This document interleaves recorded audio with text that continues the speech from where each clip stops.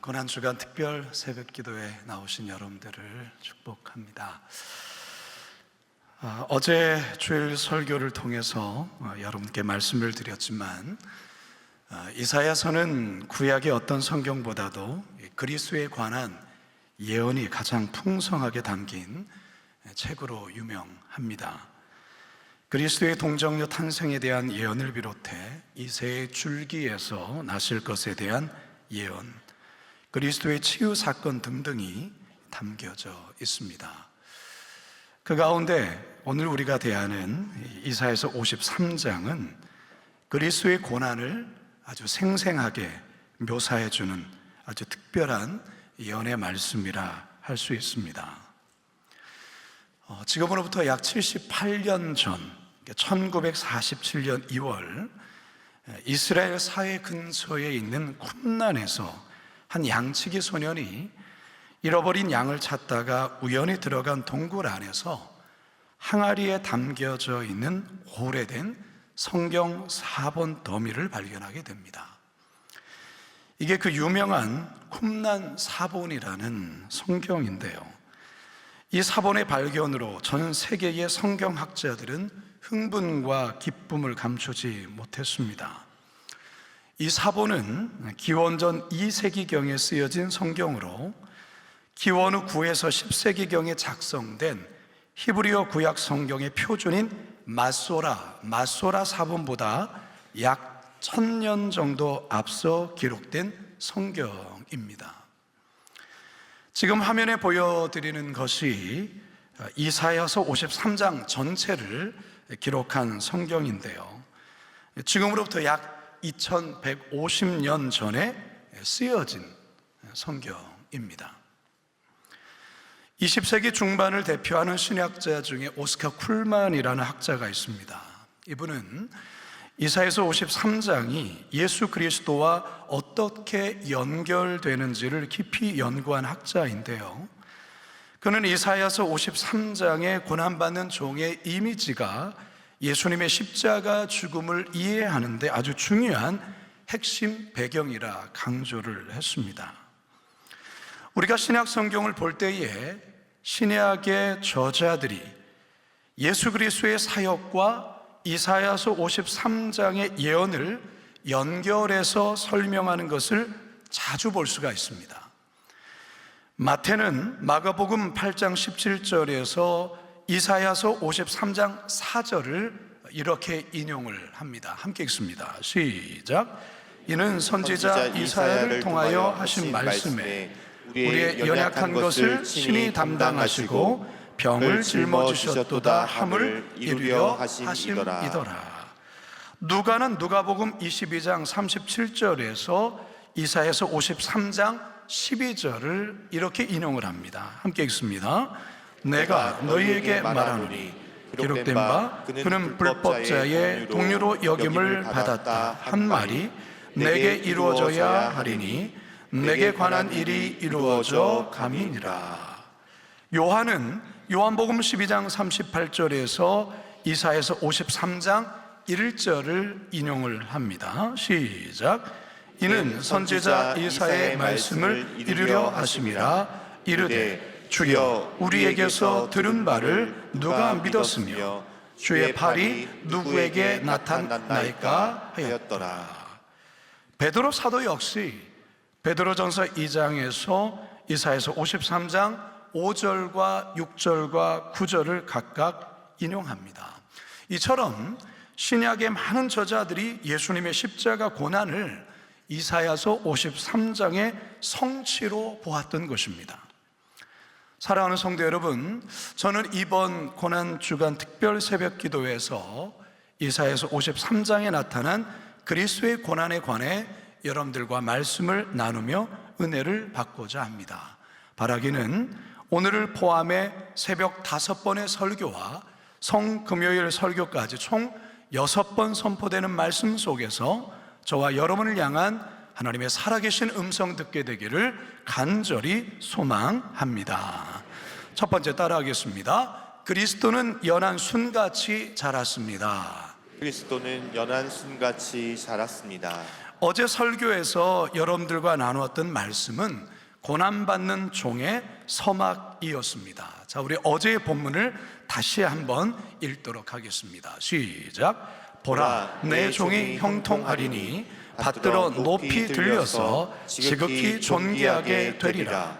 전에는 그의 모양이 타인보다 상하였고 그의 모습이 사람들보다 상하였으므로 많은 사람이 그에 대하여 놀랐거니와 그가 나라들을 놀라게 할 것이며 왕들은 그로 말미암아 그들의 입을 봉하리니 이는 그들이 아직 그들에게 전파되지 아니한 것을 볼 것이요 아직 듣지 못한 것을 깨달을 것임이라. 아멘. 자, 이어서 오늘의 본문인 1절을 이어서 함께 읽습니다. 시작.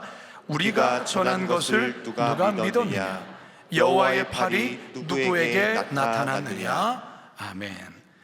오늘 본문의 1절의 말씀을 새번역 성경에서는 이렇게 번역을 하는데요, 우리가 전한 것을 누가 믿었느냐? 주님의 능력이 누구에게 나타났느냐? 여러분, 이게 무슨 말일까요? 초대교회에서는 이 말씀을 그리스도에 대한 유대인의 불신앙을 예언하는 구절로 이해를 했습니다. 사도 바울 역시 그렇게 이해하며 로마서에서 이렇게 밝히는데요, 로마서 10장 16절 같이 한번 읽어봅니다. 시작. 그러나 그들이 다 복음을 순종하지 아니하였도다. 이사야가 이르되 주여 우리가 전한 것을 누가 믿었나이까 하였으니.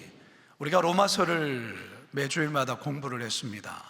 로마서 10장은 이스라엘의 구원에 관한 말씀이라 여러분께 이미 말씀을 드렸는데요, 유대인들의 그 불순종, 그 불신앙에 대한 사도 바울이 로마서 10장을 통해서 이야기를 했는데, 바로 여기에 이사야서 53장 1절의 말씀을 사도 바울이 인용하고 있는 것입니다.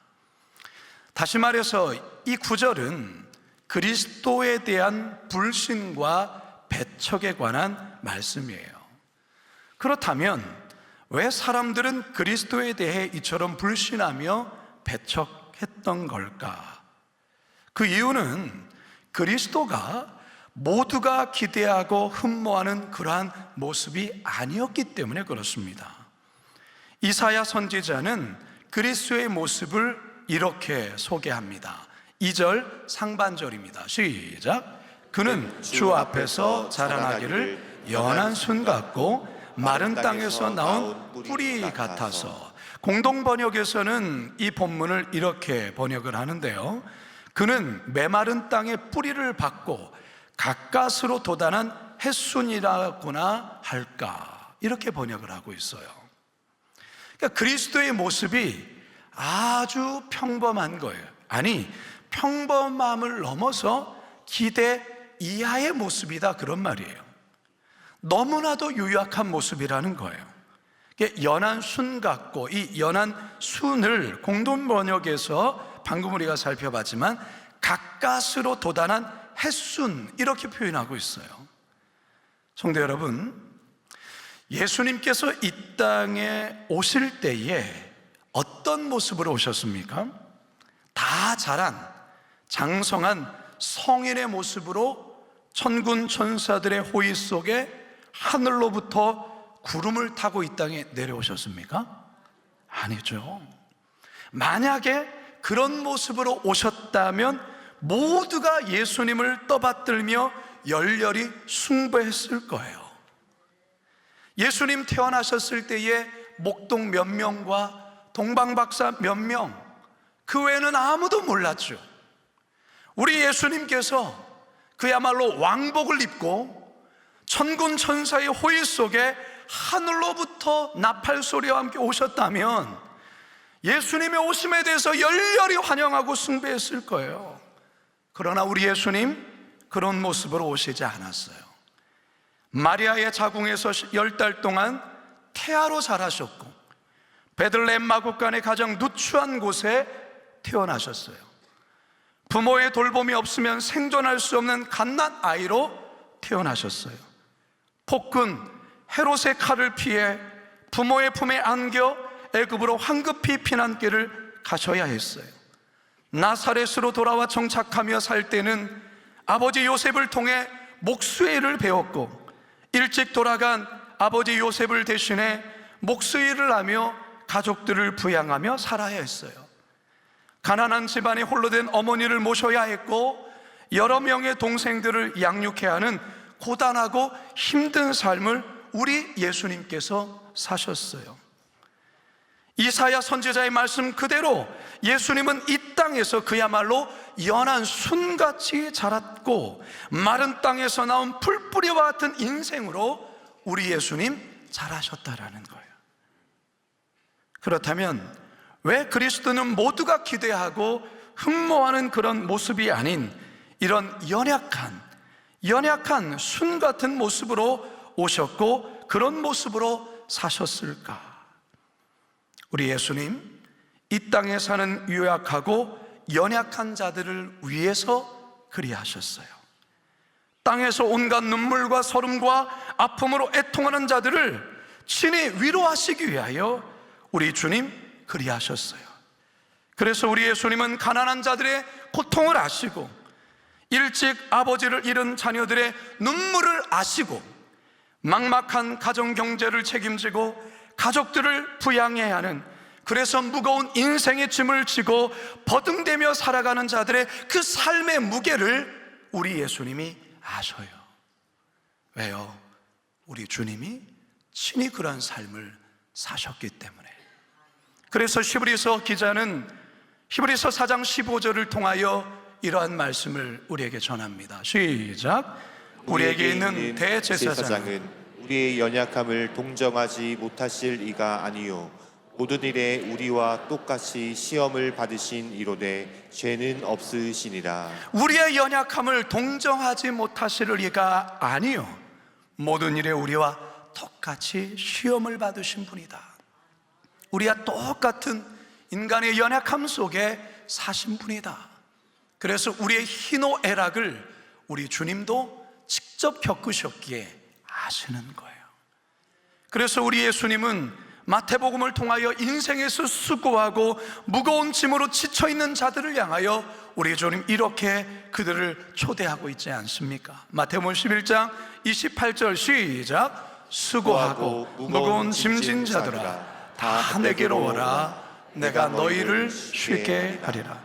바라기는 연약한 순처럼 자라셨고 마른 땅에서 나온 뿌리와 같은 인생으로 사신 예수님 앞에 이 새벽 우리의 연약함과 곤고함을 다 주께 아뢰며 그리스도 앞으로 가까이 나아가시는 저와 여러분 되시길 주님의 이름으로 축원합니다. 두 번째, 함께 따라합시다. 그리스도는 흠모할 만한 외모가 아니었습니다. 그리스도는 흠모할 만한 외모가 아니었습니다. 작년 8월 해외 토픽 뉴스에서 이탈리아 토리노에 보관 중인 토리노의 수의, 즉 예수님의 시신을 쌌다고 전해주는 수의를 토대로 AI 기술로 인하여 예수님의 얼굴을 복원하게 되었다는 기사가 떴어요. AI가 이 토리노의 수의를 기초로 해서 예수님의 얼굴을 이렇게 재현한 거예요. 그 모습이 어떤 모습이냐, 이 모습이에요. AI가 우리 예수님의 모습을 그린 거예요. 무턱대고 그린 게 아니라 그 토리노의 수의를 바탕으로 한 예수님의 얼굴이에요. 실제로 이 얼굴인지 우리 천국 가봐야 알 것 같습니다만, 우리가 생각하는 예수님의 모습과 많이 닮았나 모르겠습니다. 우리가 그동안 성화나 영화에서 보았던 예수님의 모습과 어떻습니까? 보통 예수님의 생애와 관련된 영화를 보면 예수님 참 잘생겼어요. 키도 크고 머리카락도 멋있고. 그런데 오늘 우리가 읽은 본문에서는 예수님의 외모나 풍채에서 흠모할 만한 아름다운 것이 없다고 말씀하고 있습니다. 2절 하반절 함께 읽습니다. 시작. 곧 모양도 없고 풍채도 없은즉 우리가 보기에 흠모할 만한 아름다운 것이 없도다. 고운 모양도 없고 풍채도 없고 보기에 흠모할 만한 아름다운 것이 없다. 공동번역에서는 이렇게 이 본문을 이렇게 번역을 합니다. 함께 읽어볼까요? 시작. 늠름한 풍채도 멋진 모습도 그에게는 없었다. 눈길을 끌만한 볼품도 없었다.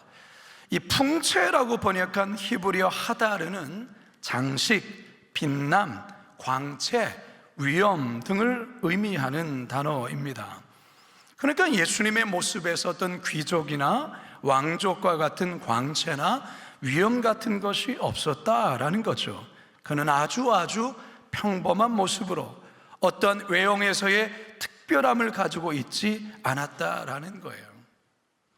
왜 사람들이 예수님을 배척하고 예수님을 하나님의 아들로 그리스도로 인정하지 않았을까? 바로 이런 모습 때문에 그렇습니다.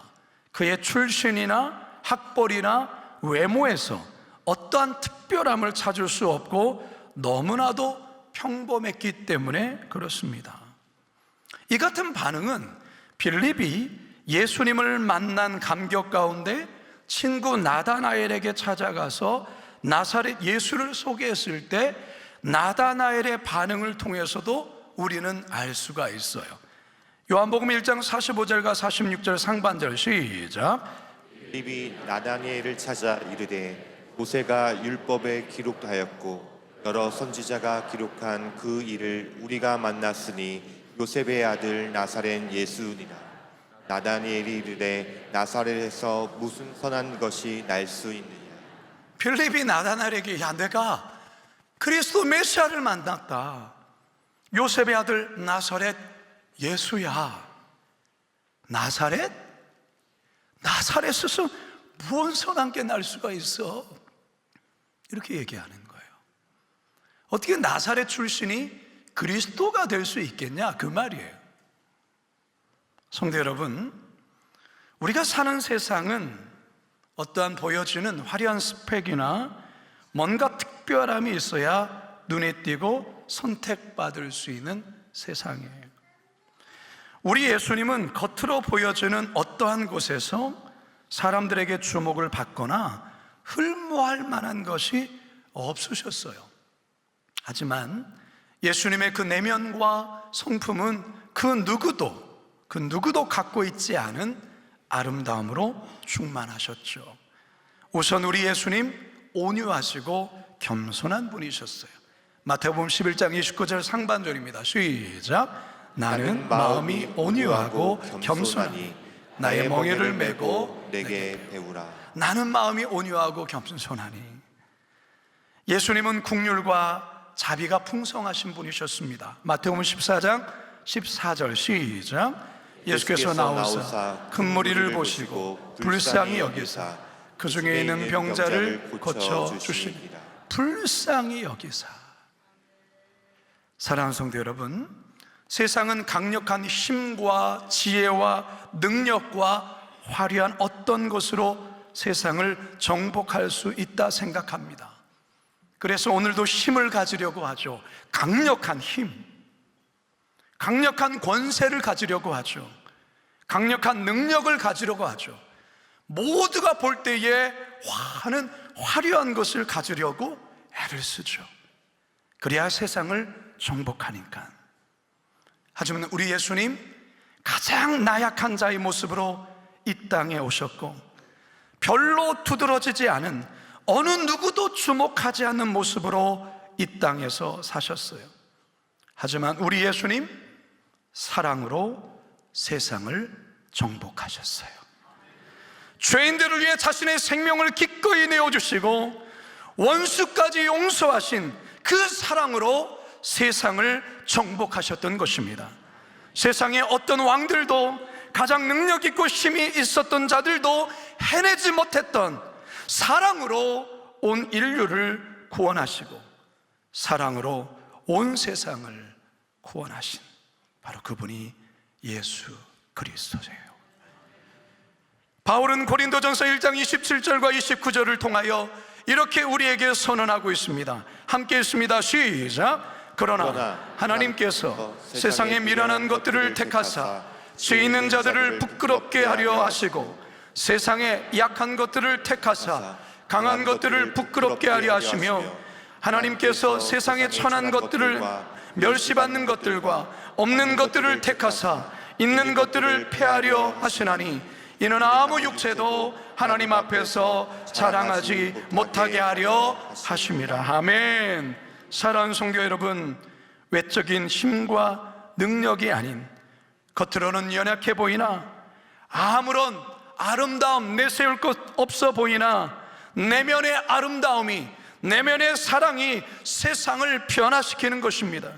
그래서 사도 베드로도 우리에게 이렇게 권면합니다. 베드로전서 3장 3절과 4절입니다. 시작. 너희의 단장을 머리를 꾸미고 금을 차고 아름다운 옷을 입는 외모로 하지 말고 오직 마음에 숨은 사람을 온유하고 안정한 심령에 썩지 아니할 것으로 하라. 이는 하나님 앞에 값진 것이니. 사랑하는 성도 여러분, 여러분은 어떻습니까? 여러분은 겉으로 보여지는 강한 것만을 쫓아 살지는 않았습니까? 사람들의 관심과 주목만을 민감하게 느끼며 내면의 아름다움보다 겉의 치장에 온 마음을 쏟으며 살지는 않았습니까? 여러분, 그리스도를 바라보십시오. 이 새벽 우리 예수님을 바라보라 말씀하십니다. 오늘 이사야서 53장 1절과 2절은 오늘 우리에게 보여주는 그리스도의 모습은 연한 순같이 자라나시고 메마른 땅에서 자란 연약한 자의 모습이에요. 우리가 흠모할 만한 외모나 위엄도 없으신 그런 모습이에요. 그래서 사람들은 실망하며 예수님을 배척했어요. 그런 모습에 예수님을 불신했어요. 십자가를 못 박으라고 소리쳤어요. 자신의 기대했던 그런 메시아의 모습과 너무나도 다른 모습에 십자가에 못 박으라 그렇게 소리쳤던 것입니다. 어쩌면 우리도 그와 같이 그리스도께 실망하며 소리치며 예수님을 못 박으라 외치지 않았는가, 우리 자신을 돌아보셔야 합니다. 예수님은 그처럼 유약하고 흠모할 만한 아름다움이 없는 모습을 통해, 하지만 그에게 있는 사랑을 통해 온 세상을 정복하고 구원하셨습니다. 우리의 방식이 아니라, 우리의 생각과 같은 모습이 아니라, 우리가 기대하는 그런 모습이 아니라, 우리 예수님은 십자가를 통하여 가장 낮고 비참하고 처참한 그 모습을 통하여 우리를 구원하셨을 뿐만 아니라 이 세상을 정복하셨다라는 것입니다. 바로 이것이 신비요 구원의 비밀이다 말씀하고 있습니다. 바라기는 이 새벽 연한 순 같고 아름다운 것이 없는 이 예수 그리스도의 신비를 묵상하며 우리 또한 주님을 닮아가리라 결단하며 주님 앞에 나아가시는 저와 여러분 모두가 되시길 주님의 이름으로 축원합니다.